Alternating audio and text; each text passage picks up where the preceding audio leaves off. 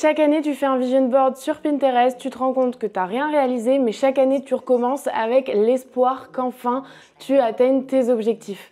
Aujourd'hui, reste bien, bouge pas tes fesses de là si tu veux savoir comment faire un vision board qui enfin se réalise et se concrétise. Bienvenue dans la série Deviens une Queen, une série de 4 épisodes dans lesquels je vais certainement pas mâcher mes mots. Le but, c'est qu'en 4 semaines, tu avances encore plus vite que même en une année. Cette année, c'est ton année, ma queen. C'est toi qui décides du jeu, des règles et des personnages.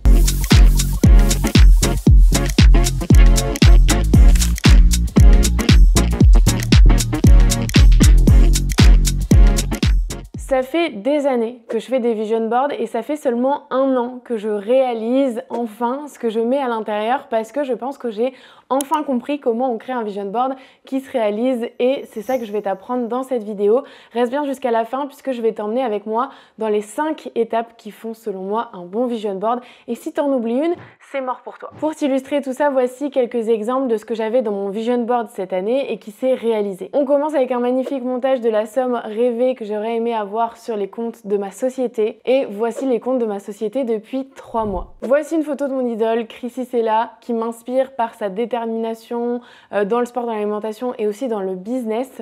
Et voici une photo de moi cet été et oui, je flex mais j'en suis très fière. Mon rêve était aussi de voyager en business class et cette année j'ai fait un aller-retour en business class pour aller à Tokyo. Et en effet, mon rêve c'était également de voyager et j'ai fait New York et Tokyo dans la même année. Allez, c'est parti, on rentre dans le vif du sujet avec la première étape qui est de définir tes priorités. Prends un carnet, un stylo, je veux pas te voir déjà sur Canva, déjà en train d'imprimer des trucs. La première étape, c'est de réfléchir, de prendre du temps seul avec toi-même pour te demander ce que tu veux vraiment accomplir cette année. Pour t'aider, je te recommande de fonctionner par catégorie, par priorité. Les catégories que je peux te citer, mais tu peux peut-être en trouver d'autres, c'est le sport, l'alimentation, le business, ton lieu de vie, ton mode de vie, le lifestyle, la beauté, la mode, les voyages, les finances, bref, évidemment, toutes les catégories de ta vie, tu les listes, tu te demandes pour chaque catégorie qu'est-ce que tu aimerais atteindre et ensuite tu fais un ordre de priorité parce qu'à un moment,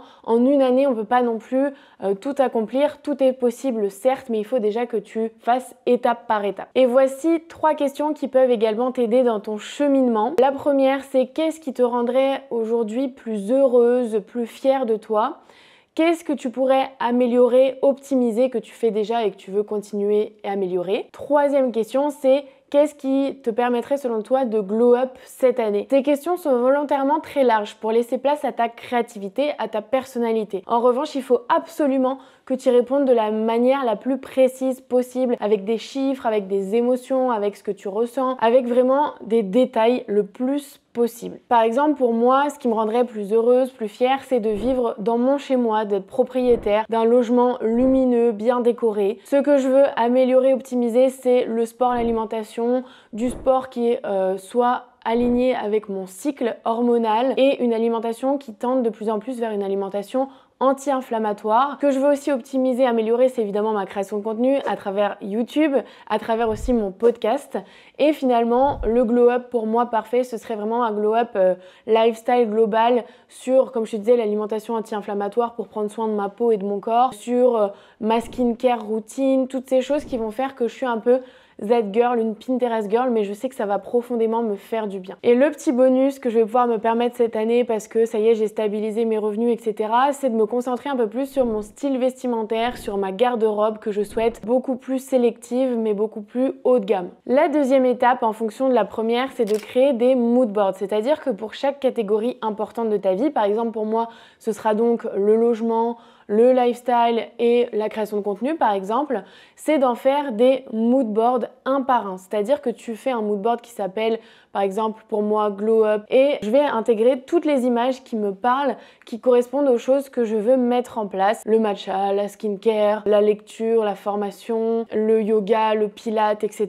Et je fais ça pourquoi? Parce que je l'ai fait l'année dernière sur une thématique et ça a très bien fonctionné puisque de toute façon plus tu visualises précisément ce que tu veux, plus ça arrivera plus vite, plus ça se réalisera concrètement dans ton quotidien. Ce qui s'est passé pour moi, c'est que j'ai fait un mood board de mon bureau de rêve et ça faisait quand même plusieurs mois voire années que je l'avais. C'est-à-dire que je savais exactement quel mood je voulais pour mon bureau, quelle couleur, quelle machine à café, quel type d'éléments composerait mon bureau, quel rideau, quelle ambiance globale. Et j'ai fait ce mood board et évidemment aujourd'hui mon bureau tel que tu le connais si tu suis les épisodes de podcast ou ma chaîne YouTube correspond exactement à ce mood board et j'en suis très fière. Plus tu te concentres sur quelque chose, plus tu vas l'obtenir rapidement. Troisième étape, ça va être de modifier ta réalité.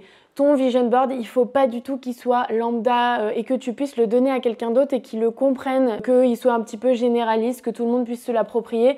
C'est mort. C'est le signe qu'il ne va pas fonctionner. Il faut absolument qu'il soit ultra personnalisé dans sa symbolique, dans ce qu'on a pu faire sur qu'est-ce que je veux vraiment, mais aussi dans des éléments que ton cerveau va pouvoir reconnaître. C'est-à-dire, par exemple, si tu es fort en montage, c'est pas du tout mon cas et moi j'ai quand même envie que mon vision board soit assez joli, intègre-toi visuellement une photo de toi dans un environnement dans lequel tu voudrais être. Fais vraiment des fakes pour ton cerveau. Moi, ce que j'avais fait, tu l'as vu, c'est trafiquer mon compte bancaire pour voir quel argent je voudrais avoir dessus, mais ça peut se faire aussi très bien via les réseaux sociaux. Quel nombre d'abonnés tu veux, et tu prends un screen de tes réseaux, tu changes le nombre et tu l'intègres dans ton vision board comme si ça s'était déjà réalisé.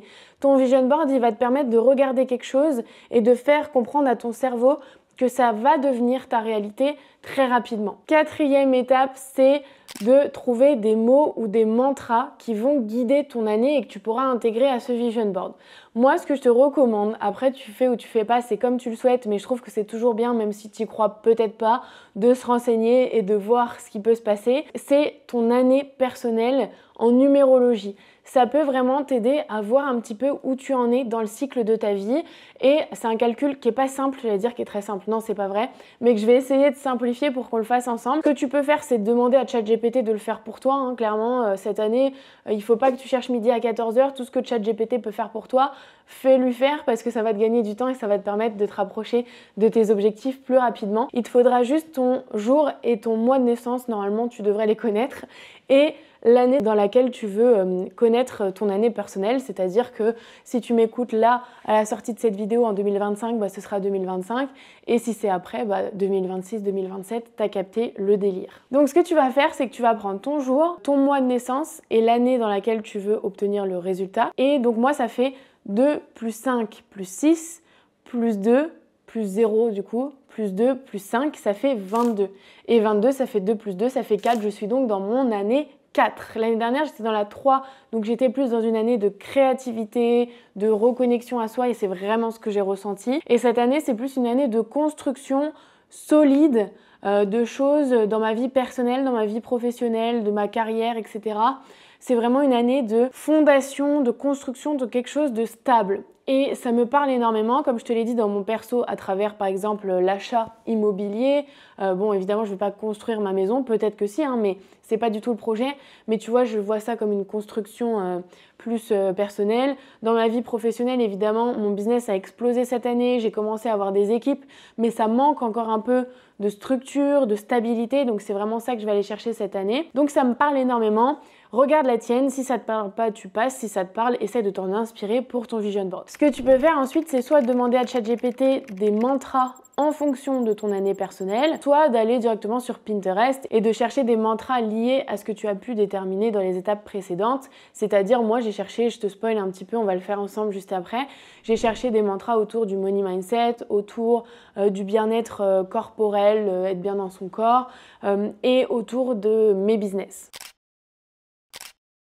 Et ça y est, cinquième et dernière étape, celle qu'on attend le plus, c'est de passer au concret et de réaliser enfin ton vision board virtuel si tu le souhaites via Canva et ensuite en le mettant en fond d'écran, mais aussi, et je te le recommande, physique, à travers l'impression de photos, la créativité, tu peux écrire, tu peux imprimer, comme je te disais, des mots et des phrases, tu peux vraiment prendre ce temps pour toi, seul avec toi-même, dans un bon mood, pour pouvoir créer Faire une activité créative en fait autour de ce vision board, ça va te permettre de t'en souvenir beaucoup plus, d'y associer des émotions et d'y associer quelque chose de très positif. Je t'emmène, on va faire le mien ensemble et je t'explique comment je procède. Donc je me suis installée confortablement, j'ai acheté une toile, j'ai allumé une bougie, j'ai sorti ma plus belle imprimante Polaroid.